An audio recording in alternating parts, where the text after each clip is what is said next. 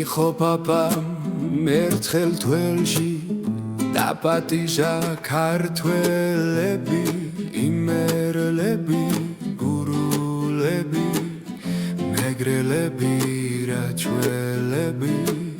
დაპატიჟეცა პაპამ რთველში ყველა კუთხის ქართველები.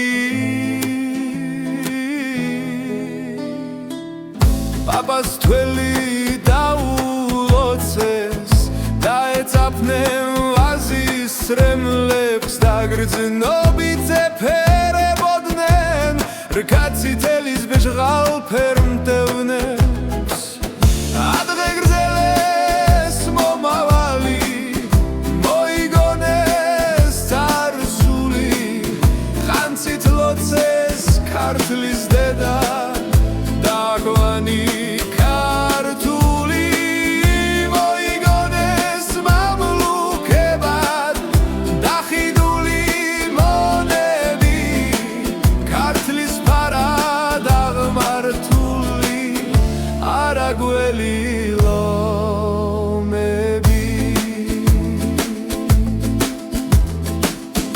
ადრე გრძელეს იმიერი, ადრე გრძელეს ამიერი, კახელებიც შეზარხოშდნენ დასცხეს მრავალ შვამიერი.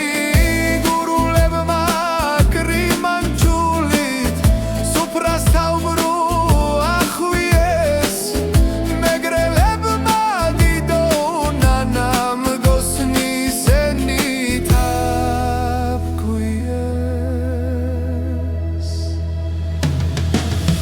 ქართველების ლხენა მღერა ცისკიდემდე წუდებოდა, დუდუკი და საზანდარი ცისკარს ეგებებოდა.